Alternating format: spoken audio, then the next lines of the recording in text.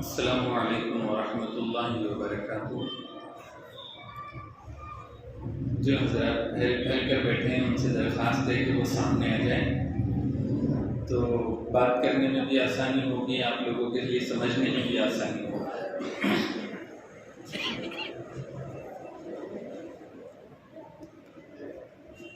الحمد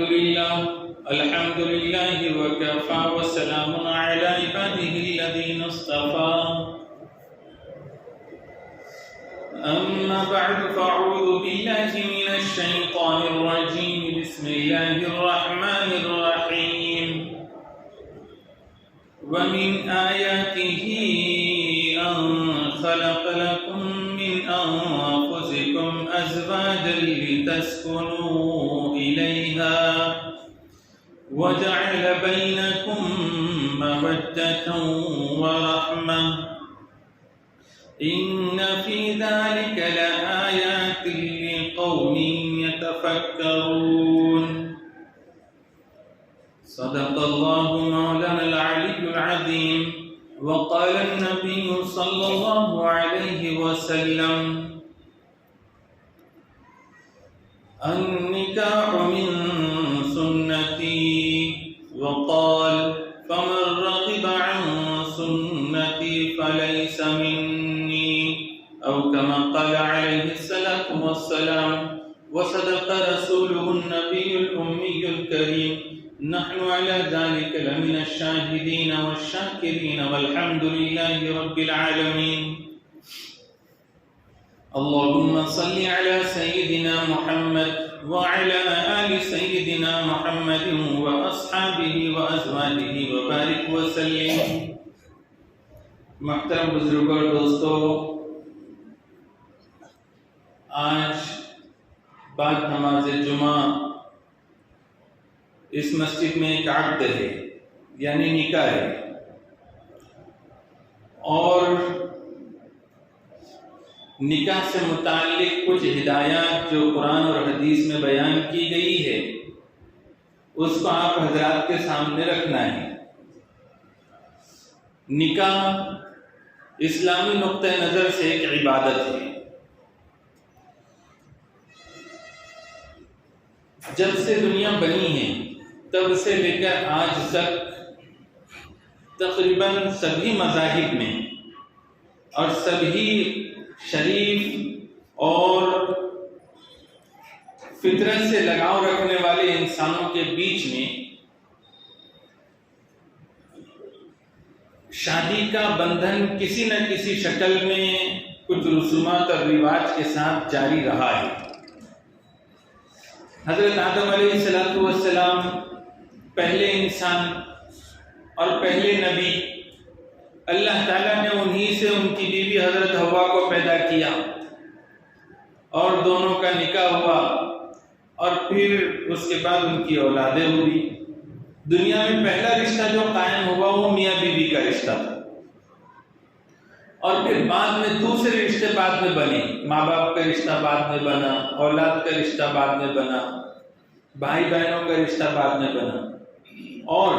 نکاح ایسی چیز ہے کہ جس کے ذریعے سے ایک خاندان وجود میں آتا ہے۔ سارے رشتے بعد کے جتنے بھی ہے اس کی بنیاد نکاح ہے۔ اگر نکاح والا سلسلہ قائم تو سارے رشتے قائم، اور اگر نکاح والا سلسلہ ختم تو پھر سارے رشتے ختم۔ نکاح انبیاء کی سنت ہے۔ حضرت عیسیٰ علیہ السلام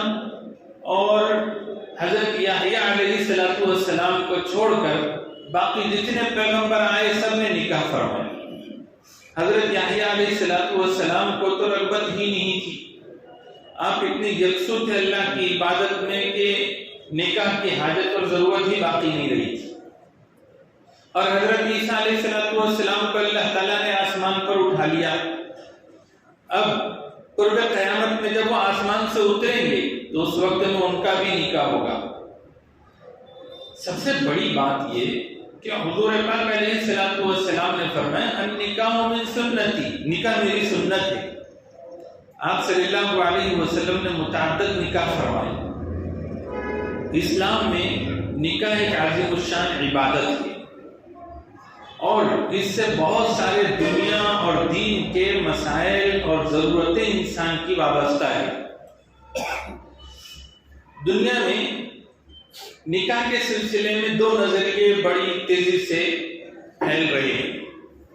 ایک نظریہ جو مذہبی لوگوں کی طرف سے ہیں کہ صاحب اگر روحانیت چاہیے، اللہ کے پاس، ایشور کے پاس کچھ مقام چاہیے اور بزرگی چاہیے تو پھر نکاح والے جھنجٹ میں نہیں پڑنا چاہیے۔ ایک مرد کو اور عورت کو اگر پاک بننا ہے، صاف بننا ہے تو پھر انہوں نے نکاح ہی نہیں کرنا، سنیاس لے لینا، روحانیت اختیار کر لینا، شادی کا بندھن اور تعلق بالکل نہیں رکھنا، اور میاں بیوی والے تعلق سے جائز ہو ناجائز ہو ہر طرح کے تعلق سے اپنے آپ کو یکسو کر لینا، تو اس سے ایک بزرگی آ جائے گی۔ ایک نظریہ یہ عام ہو رہا ہے۔ دوسرا نظریہ جو اہل مغرب کا ہے، جو یورپ ہے، امریکہ ہے، اس طرف سے جو باتیں چل رہی ہے، اور جو مفکرین ہیں، دانشوران ہیں، وہ کہتے ہیں کہ صاحب انسان آزاد ہے، ایک مرد اور عورت، اس کو کسی بندھن میں بندھنا نہیں چاہیے، اور اس کو جیسے کھانے پینے اور ہر چیز میں آزادی حاصل ہے، تو میاں بیوی والا جو تعلق مرد عورت کا ہے تو اس میں وہ انہوں نے آزاد رہنا چاہیے۔ یعنی نکاح کی ان کے نزدیک کوئی حیثیت ہی نہیں ہے۔ وہ سمجھتے ہیں کہ ایک مرد اور ایک عورت اگر شادی کرے بھی تو صرف اس لیے کرے تاکہ انجوائے کر سکے، مستیاں کر سکے،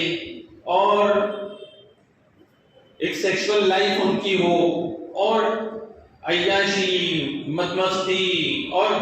آوارگی، اس میں وہ ان کی زندگی گزرے اور اس طرح کا فائدہ ان کو حاصل ہو۔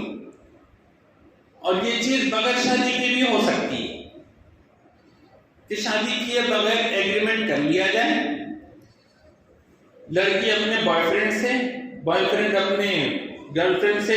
شادی کے جیسا ایک ایگریمنٹ بنا لیں، اور جب تک ان کا دل بولے انجوائے کرنے کا وہ کرے، اس کے بعد میں پھر وہ اپنے اپنے راستے۔ یہ مغربی کلچر ہے، یہ مغربی سوچ ہے جو عام ہوتی جا رہی ہے،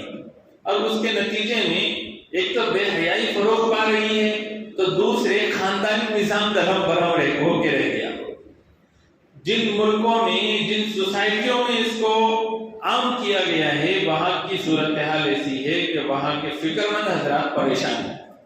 کہ کس طرح سے اس بلا سے، مصیبت سے چھٹکارا پائے، لیکن پروپیگنڈے کا نوجوان شکار ہو رہے ہیں۔ حال یہ ہو گیا ہے کہ اب ایک مرد اور ایک عورت کی جو بنیادی ضرورت تھی ایک دوسرے سے، اور ایک دوسرے کا جو سہارا بنتے تھے، اب وہاں پر مرد بھی اور عورت بھی ایک لاوارثی والی زندگی گزار رہے ہیں۔ ایک تو بچے پیدا نہیں کرتے، اور بچے پیدا ہو جائیں تو بچے بھی لاوارث جیسی زندگی گزار رہے ہیں۔ ماں باپ کا تصور ختم ہوتا جا رہا ہے، اولاد کا تصور ختم ہوتا جا رہا ہے، بس یہ ہے کہ ہر کوئی اپنے اپنے راستے چلے، اپنے اپنے حساب سے جی۔ یہ دو طرح کے نظریے دنیا میں عام ہوتے جا رہے ہیں۔ اس کے بیچ میں اعتدال والا، انصاف والا، اسی طرح سے دنیا کو چین اور سکون اور پاکیزگی سے بھرنے والا، اور انسانی ضرورتوں کی صحیح ضرورتوں کو پورا کرنے والا اگر کوئی طریقہ ہے تو وہ اسلامی نکاح کا طریقہ ہے۔ یہاں صورتحال یہ ہے کہ حضور صلی اللہ علیہ وسلم نے فرمایا، مسکین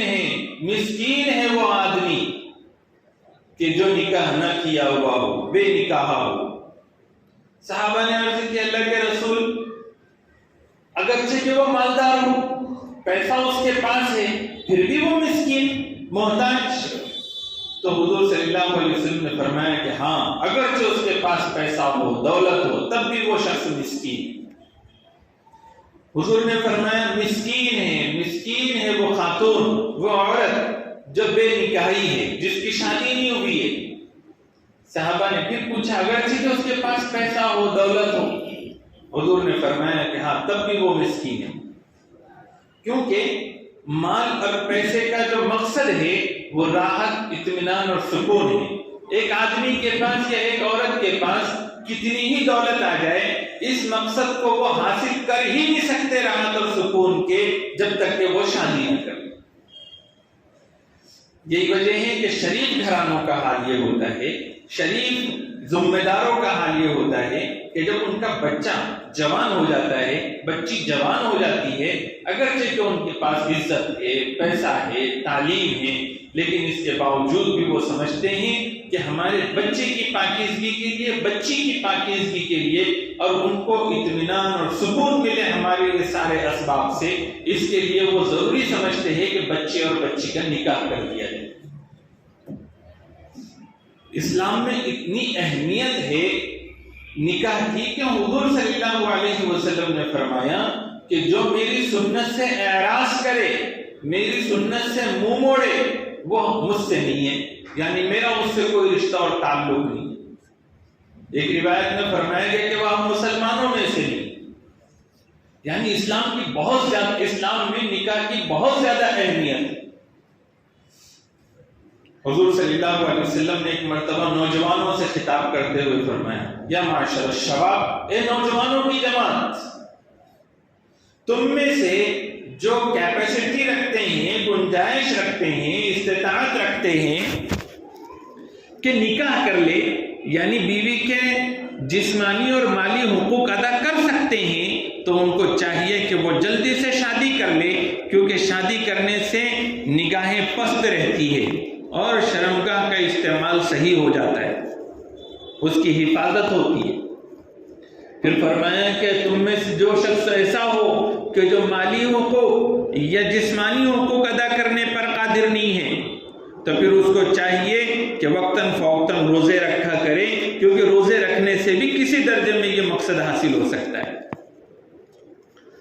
اسلام یہ چاہتا ہے کہ انسان کی جو بنیادی ضرورت ہے، کھانے پینے کی طرح سے ایک اس کی ضرورت ہے کہ ایک مرد ہے تو اس کو عورت کی ضرورت ہے، عورت ہے تو اس کو مرد کی ضرورت ہے، یہ فطری ضرورت ہے۔ تو اسلام جیسے دوسری فطری ضرورتوں کے لیے جائز راستے رکھتا ہے، پاکیزگی والے راستے رکھتا ہے کہ کھانا پینا یہ انسان کی بنیادی اور فطری ضرورت ہے، تو اسلام نے اس کے لیے اصول بنائے ہیں، حلال طریقے سے کمائیں، جائز طریقے سے کمائیں، اور پھر اس میں سے کھانے پینے میں کچھ حدود رکھے گئے کہ فلان چیز نہیں کھائی جا سکتی، فلان چیز کھائی جا سکتی ہے، اس طرح سے ضابطے بنائیں، اور پھر انسان، ایک مسلمان کو ہدایت دی گئی کہ اب یہ شائستہ اور پاکیزہ اور مہذب طریقے پر کماؤ بھی، مہذب طریقے پر کھاؤ بھی۔ ایسے ہی ایک مرد کو عورت کی ضرورت ہے، عورت کو مرد کی ضرورت ہے، تو پھر اس کے لیے بھی اصول بنائے گئے ہیں کہ فلان فلان عورت سے، فلان فلان مرد سے شادی نہیں کر سکتے، فلان فلان رشتہ داروں سے شادی کی جا سکتی ہے۔ پھر شادی کا ایک مخصوص طریقہ رکھا گیا ہے، شادی کے بعد کی ذمہ داریاں ایک دوسرے پر ڈالی گئی ہے، اور پھر اس نکاح کے ذریعے سے ایک نکاح ہے لیکن کئی اس کے اللہ رب العزت نے فوائد دنیا اور آخرت کے رکھے ہیں اسلامی نکاح میں۔ جیسے ایک مقصد نکاح کا یہ ہے کہ اخلاقی پاکیزگی حاصل ہو، ایک مرد کو اور عورت کو شادی ہوتی ہے تو شادی ہوتی ہے، تو اب اگر شادی شدہ زندگی اسلامی ہدایات کے مطابق ہے تو پھر یہ مرد کا دل دماغ پاکیزہ ہوتا ہے، اس کے اخلاق اور کردار بلند ہوتے ہیں۔ اس خاتون کے بھی اخلاق، کردار اور ذہنی اس کی پاکیزگی اس کو حاصل ہوتی ہے اگر اسلامی ہدایات کے مطابق ہو۔ یعنی اسلامی شادی مرد کو اور عورت کو پاکیزہ بناتے ہیں، اچھے اخلاق سے آراستہ کرتا ہے اسلام نکاح کے ذریعے، اور پھر یہ نکاح کا رواج پھر پورے سماج اور سوسائٹی کو اخلاقی بلندی عطا کرتا ہے۔ ورنہ اگر اس اسلامی طریقے کو چھوڑ کر اگر کوئی اپنی شہوت کو، اپنی اس ضرورت کو پورا کرنے لگے تو طبی لحاظ سے، ڈاکٹری لحاظ سے بہت ساری بیماریاں جسمانی اور اخلاقی خرابیوں میں آدمی مبتلا ہو جاتا ہے، عورت مبتلا ہو جاتی ہے۔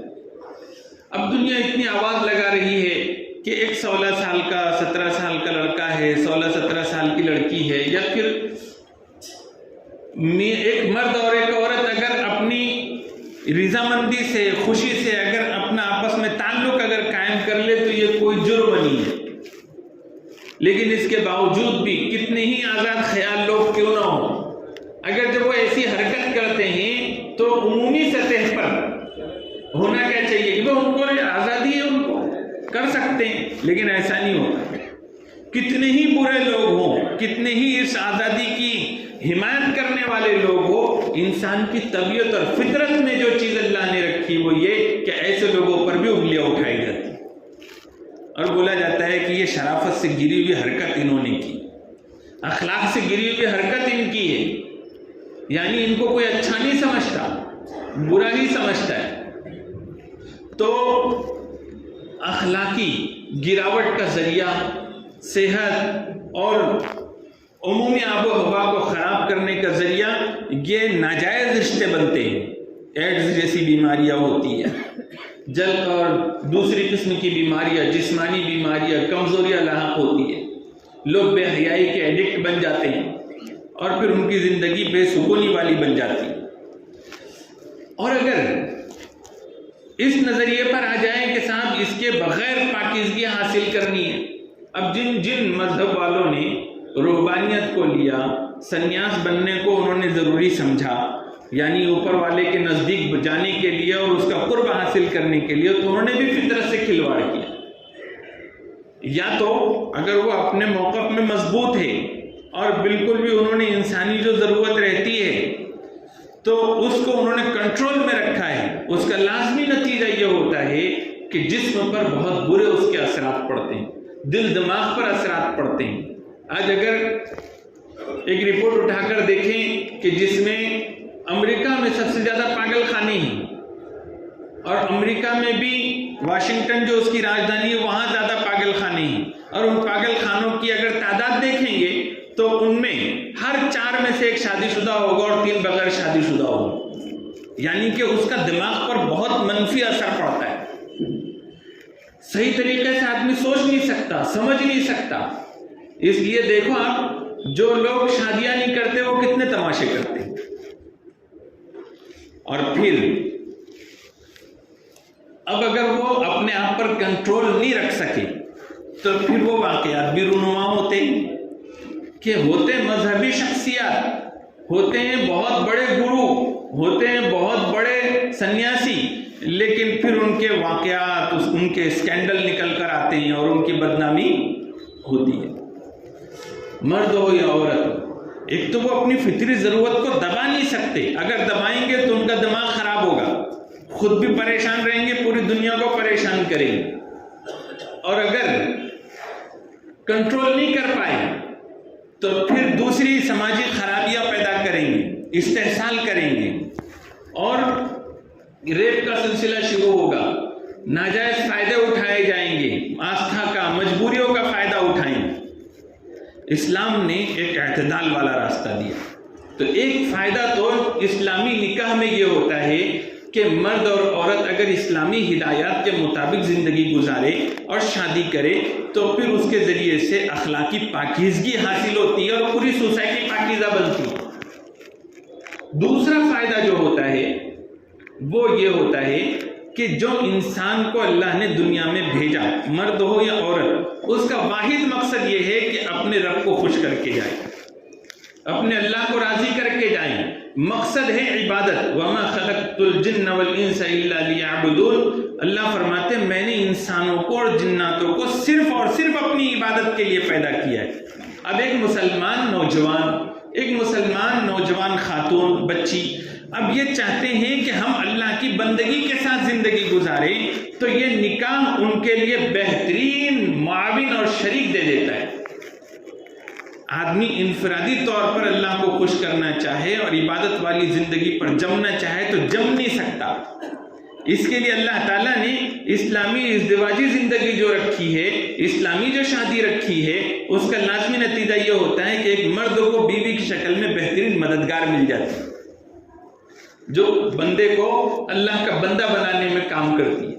اور ایک بیوی کو اس بہترین سرپرست کی شکل میں اور معاون کی شکل میں شوہر مل جاتا ہے۔ یہی وجہ ہے کہ حضور صلی اللہ علیہ وسلم نے فرمایا اللہ رحمت نازل فرماتا ہے اس بندے پر جو رات کو تہجد میں اٹھتا ہے، وضو کرتا ہے، تہجد کی نماز پڑھتا ہے، اور ایسے وقت میں جب وہ اپنی بیوی کو تھکاوٹ کی وجہ سے سویا ہوا دیکھتا ہے تو اس کے چہرے پر پانی چھڑکتا ہے اور اس سے کہتا ہے اللہ کی بندی اٹھ جاؤ، اللہ کے سامنے کھڑے ہو جاؤ۔ اسی طرح سے حضور نے فرمایا کہ اس اللہ کی بندی پر اللہ رحم نازل فرماتے ہیں، رحمت نازل فرماتے ہیں جو صبح جلدی سے اٹھتی ہے، وضو کرتی ہے، تہجد پڑھتی ہے اور اپنے شوہر کو تھکا ماندہ بستر پر لیٹا ہوا دیکھتی ہے تو اس کے چہرے پر پانی چھڑکتی ہے اور کہتی ہے اللہ کے بندے اٹھ جاؤ اور اللہ کے سامنے کھڑے ہو جاؤ۔ جب مسلمان بچی شادی کے بندھن میں بندھ کر تہجد میں ایک دوسرے کی ایسی مدد کریں گے تو فرض میں کتنی کریں گے، واجبات میں کتنی کریں گے۔ قرآن کریم میں بھی بتلایا گیا ہے کہ ایمان والے مرد، ایمان والی عورتیں ایک دوسرے کے ولی ہوتے ہیں، ایک دوسرے کے دوست ہوتے ہیں، ایک دوسرے کے نیک کاموں میں مددگار ہوتے ہیں۔ تو اسلامی شادی کا ایک مقصد یہ ہوتا ہے ایک مرد بھی ایک عورت بھی جو پہلے تنہا زندگی گزار رہے تھے اب ایک دوسرے کی معاونت سے اللہ کی بندگی والی زندگی گزارے۔ تیسرا مقصد شادی کا اور نکاح کا یہ ہوتا ہے کہ اس کے ذریعے سے انسانی نسل پاکیزگی کے ساتھ پروان چڑھتی ہے۔ ایک مقصد نکاح کا یہ بھی ہوتا ہے کہ ایک مسلمان لڑکا جب شادی کرتا ہے، ایک مسلمان بچی جب شادی کرتی ہے تو ان کا ایک مقصد یہ بھی ہوتا ہے کہ ہمیں نیک صالح اولاد نصیب ہو۔ یہ بھی آج پروپیگنڈے کی وجہ سے دنیا میں بہت الٹا بولا جا رہا ہے، اس کی وجہ سے اب یہ ہو گیا ہے کہ اولاد ایک تو جلدی نہیں چاہیے اور چاہیے تو پھر مختصر چاہیے، ایک یا دو چاہیے۔ حضور صلی اللہ علیہ وسلم کے زمانے میں، زمانہ جاہلیت میں حضور سے پہلے ایک مزاج بنا ہوا تھا لوگوں کا کہ ان کے یہاں بچے پیدا نہیں کرتے تھے، اگر بچے پیدا ہو جاتے تو ڈر ہوتا تھا انہیں کہ پھر ان کو ہم کھلائیں گے کیا، پلائیں گے کیا، ان کی تربیت کیسی کریں گے، تو اس لیے بچیاں ہوتی تو زندہ دفن کر دی جاتی یا پھر ماں کے پیٹ میں ہی اس کو گرانے کی شکل بنائی جاتی۔ قرآن کریم میں کتنی سخت وعیدیں اس کی ذکر کی گئی ہے۔ تو یہ مشرکوں کا اور کافروں کا طریقہ تھا اس زمانے میں۔ آج ماڈرن زمانہ آ گیا اور آج بھی بہت سارے لوگ یہ سوچ کر کہ ہم تربیت کیسے کریں گے، ان کو کھلائیں گے کیا، پلائیں گے کیا، اس وجہ سے وہ اپنے بچوں کو دنیا میں ہی نہیں آنے دیتے،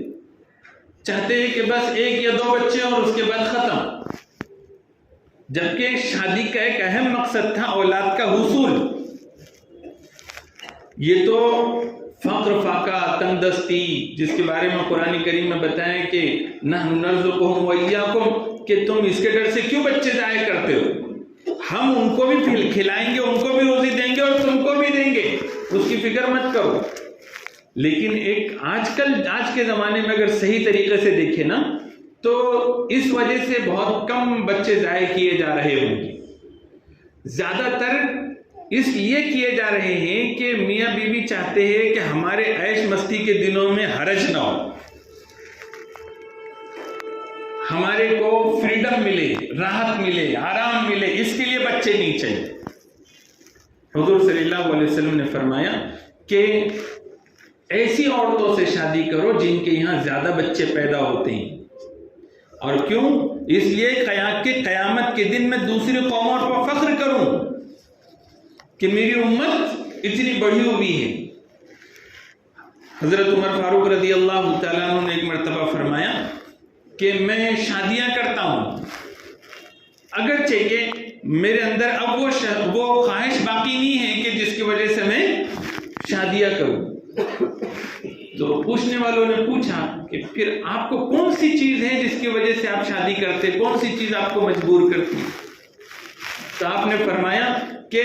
مجھے یہ بات مجبور کرتی ہے کہ میں شادیاں کروں اور بچے پیدا ہو تو کل قیامت کے دن حضور صلی اللہ علیہ وسلم اس پر فخر کر سکے۔ تو اولاد کا حصول ایک بنیادی مقصد ہے۔ انسانی سماج اور انسانی سوسائٹی میں نکاح کا پاکیزہ بندھن رہے گا اور اس کے ذریعے سے اولادیں پیدا ہوگی تو ان اولادوں کے ذریعے سے انسانی سلسلہ پاکیزگی کے ساتھ آگے بڑھتا رہے گا۔ اس طرح کے اور بھی بہت اس سلسلے کے اور بھی بہت سارے فوائد نکاح کے ذریعے سے حاصل ہوتے ہیں۔ ایک نکاح والی زندگی کے مقابلے میں بے نکاحی والی زندگی بہت زیادہ بے برکتی والی، پریشانی والی اور بے سکونی والی ہوتی ہے۔ حضور صلی اللہ علیہ وسلم نے اس کی وعیدیں بھی سنائی ہیں، لیکن نکاح ہونا چاہیے تو شریعت کے مطابق۔ اسلامی شادی ہے تو اسلامی طریقے پر ہو، اور پھر اس کے بعد اسلامی طریقے پر ہی میاں بیوی اپنے فرائض اور ذمہ داریوں کو سمجھ کر نبھائے، تو پھر یہ گھرانے، مسلمانوں کے گھرانے، یہ فیکٹری بنے گی، یہ مدرسے بنیں گے جہاں سے اچھا مال نکلے گا، جہاں سے اچھے اخلاق والے لوگ نکلیں گے، اخلاق والی بچیاں نکلے گی۔ لیکن اس کے لیے شرط یہ ہے کہ شادی بیاہ کی جو بیجا رسومات ہے اس کو ختم کیا جائے۔ نکاح میں کیا چاہیے ہوتا ہے؟ ایک لڑکا ایک لڑکی دونوں اپنے اپنے پسند کے حساب سے دینداری کو چنیں، پھر اس کے بعد ایک مناسب وقت دیکھیں، اس مناسب وقت پر پھر ایجاب و قبول کر کے قاضی نکاح کو بلا کر خطبہ نکاح پڑھ لیں، مہر مقرر کریں، سنت کے مطابق مہر مقرر کریں، پھر اس کے بعد میں دوسرے دن ولیمے کا اہتمام کریں، اور پھر مرد پر جو ذمہ داری عائد ہوتی وہ پوری کرے، جو عورت پر ذمہ داری عائد ہوتی وہ پوری کرے۔ جو کچھ بھی غیر مسلموں کی طرف سے ہمارے پاس جو چیزیں آ گئی ہے اس سے بچے۔ غیر مسلموں کی طرف سے آنے والی چیزیں کون کون سی؟ شادی کے موقع پر کھانے کا ہونا، جہیز کا لین دین، اسی طرح ہنڈا بھاڑے کا لین دین، شادی کے موقع پر فوٹوگرافی، ناچ گانے، یہ سب غیر مسلموں کی طرف سے آئی ہوئی چیزیں ہیں، اور اسلام سے اس کا کوئی تعلق نہیں، کیونکہ یہ تو عبادت ہے، اور عبادت کو ہم عبادت کے ڈھنگ سے کریں گے تو عبادت ہوگی۔ جیسے اگر کوئی جمعہ کی نماز 2 رکعت پڑھ رہا ہے فرض، تو یہ عبادت ہے، عبادت ہے تو اب اس کو جیسے حضور نے کیا تھا، جیسے صحابہ نے کیا، ویسے ہم کو کرنا ہے کہ صاحب لوگ جمع ہو گئے، پھر اس کے بعد پہلی اذان ہوئی، پھر دوسری اذان ہوئی، پھر اس کے بعد خطبہ ہوا، خطبے کے بعد پھر 2 رکعت نماز۔ اس کے ساتھ اگر ویڈیوگرافی شروع ہو جائے مسجد میں، اس کے ساتھ ساتھ فوٹوگرافی شروع ہو جائے، ڈھول تاشے شروع ہو جائیں، جو جمعہ پڑھانے والے حضرات ہیں تو ان کے گلے میں بہت بڑا پھولوں کا ہار ہو، اور پھر وہ کھڑے رہ کر اس کے حساب سے خطبہ دیں، اور پھر جب نماز پڑھی جائے تو نماز میں بھی پھر کچھ لوگ ادھر دیکھ رہے ہو، کچھ لوگ ادھر دیکھ رہے ہو، تو عبادت تھوڑی نا ہے۔ عبادت تو تبھی ہے جب کہ وہ عبادت والے طریقے پر کی جائے۔ تو نکاح بھی ایک عبادت ہے، اس کو اسی انداز میں کرنا چاہیے جیسے شریعت نے بتلایا ہے، اسی انداز میں کریں گے تو پھر نکاح کی برکتیں ہم کو دیکھنے کو ملے گی، اور اس کے فائدے بھی حاصل ہوں گے۔ پاکیزہ والے ہمارے پاکیزگی والے گھر، پاکیزگی والے خاندان، پاکیزگی والے محلے پیدا ہوں گے۔ اللہ تعالیٰ مجھے اور آپ کو بھی کہنے سننے سے زیادہ عمل کی توفیق عطا فرمائے۔ آج جو نکاح ہونے جا رہا ہے اللہ اس میں خوب برکت عطا فرمائے۔ وآخر دعوانا الحمدللہ۔